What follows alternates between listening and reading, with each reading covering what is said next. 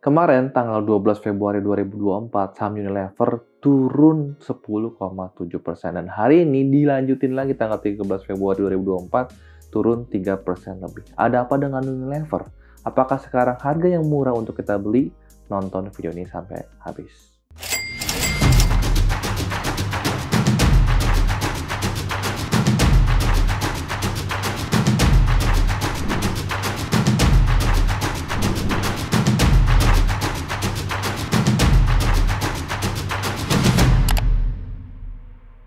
Halo, salam kenal, nama saya Yusuf Ariefin Yusuf. Buat kalian yang baru pertama kali main ke channel ini, welcome to our channel. Di channel ini saya bisa sharing tentang pasar saham, investasi, properti, maupun seputar tentang bisnis. Dan hari ini kita akan bahas tentang saham Unilever, dan saya akan bagi menjadi 3 kategori. Yang pertama, kita akan melihat laporan keuangan Unilever selama 10 tahun terakhir.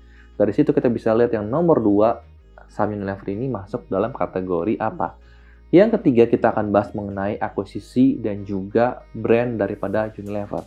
Yang keempat, kita akan bahas apakah Unilever sekarang layak dibeli atau tidak.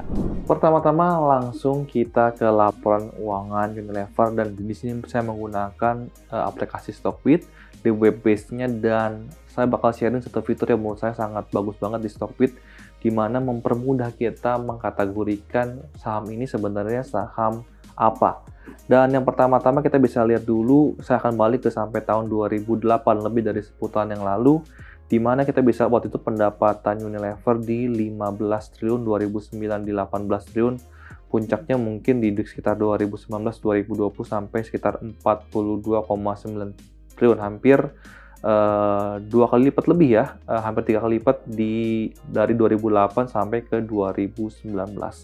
Dan waktu itu juga kita bisa lihat bahwa bersih di 2,4 triliun, puncaknya ini di sekitar 2017 di 7 triliun, di 2018 ya, di 9 triliunan.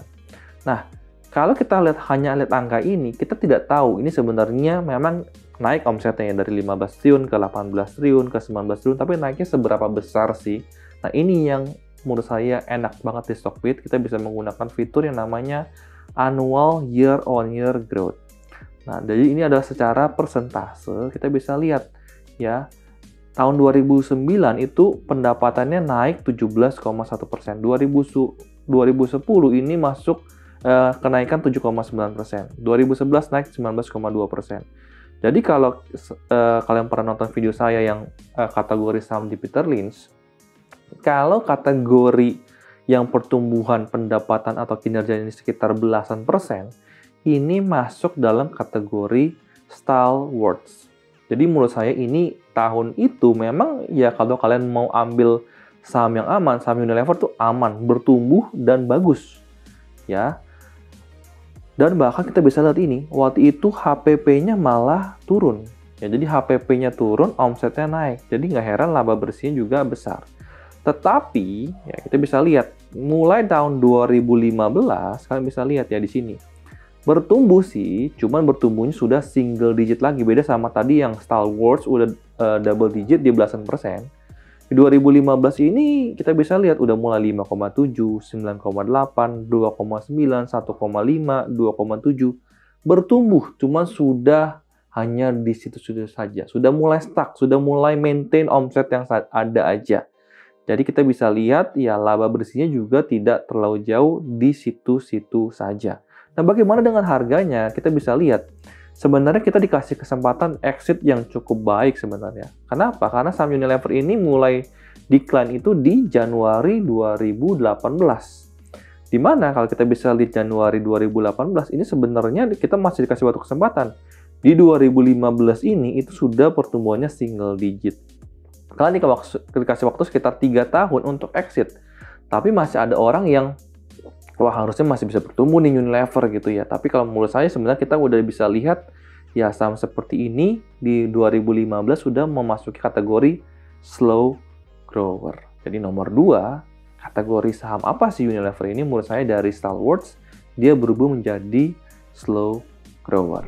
Yang ketiga, kita akan bahas tentang brand dan juga akuisisi Unilever. Nah, kalian tahu nggak kalau ada brand Sariwangi yang ini sebenarnya diakuisisi oleh Unilever dari tahun 1989. Dan juga ada brand Bango yang diakuisisi oleh Unilever pada tahun 2001. Lalu juga ada Buavita yang diakuisisi dari Ultra Jaya pada tahun 2007. Jadi sebenarnya tidak hanya itu, tidak hanya di dalam Indonesia, tapi di luar Indonesia pun, Unilever ini sebenarnya perusahaan yang suka mengakuisisi sudah brand yang sebenarnya sudah ada bangsa pasarnya, cuma dibesarkan oleh mereka. Salah tiganya tadi seperti Sariwangi, seperti Kecap Bango, seperti Buavita, yang mereka akuisisi lalu mereka besarkan di Indonesia. Yang uniknya, saya salah kaprah kalau Pepsodent itu brand dari Indonesia, tapi sebenarnya Pepsodent ini brand dari Amerika Serikat yang diakuisisi oleh Unilever pada tahun 1942 dan juga dikembangkan di Indonesia sampai sekarang.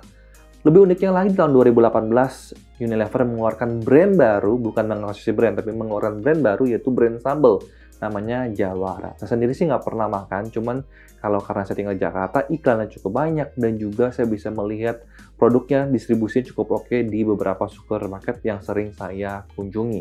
Tetapi menurut saya Unilever ini bukan brand yang jago bikin brand, tapi brand yang sebenarnya menjago akuisisi dan mengembangkan yang setengah matang menjadi sangat matang. Jadi menurut saya, kalau Unilever mau bangkit lagi, terutama di Indonesia, karena banyak banget, ya contoh misalkan Sunlight, banyak banget produk penggantinya. Ada Mama Lemon, ada Ekonomi, yang sebenarnya mungkin produknya memang nggak sebagus Sunlight.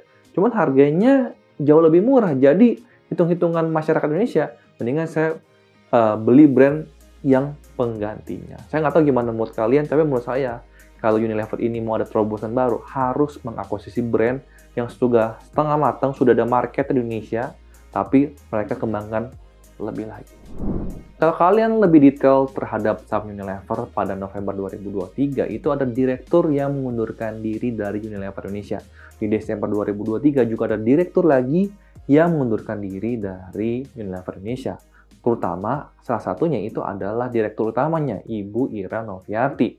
Dan menurut saya sih sebenarnya ini ada hal yang cukup baik. Kenapa? Karena menurut saya di masa jabatannya ya Unilever menurut saya begini-begini saja, dan sudah saatnya ada wajah baru, ada pemimpin baru yang bisa melakukan terobosan untuk Unilever Indonesia di kedepan harinya. Yang keempat, pertanyaannya apakah saya akan beli saham Unilever karena harganya sudah turun banyak sekali? Jawabannya adalah tidak.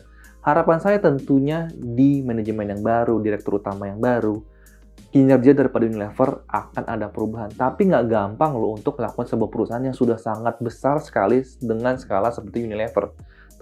Tentunya menurut saya seperti tadi, butuh ada akuisisi yang baru di brand yang baru, butuh ada perombakan manajemen di Unilever juga. Jadi saya baru akan beli saham Unilever kalau nanti kinerjanya sudah membaik. Saya sudah bisa kelihatan pendapatan itu berubah, laba bersihnya berubah, dan ada tindakan daripada manajemen yang bisa kita lihat secara kasat mata. Gimana menurut kalian? Gitu komen di kolom komentar. Sampai ketemu di video berikutnya. Mudah-mudahan video ini bisa bermanfaat buat kalian. Dan lupa main ke Instagram saya juga di @yusuf_. Sampai ketemu di video berikutnya. Salam cuan dan bye-bye.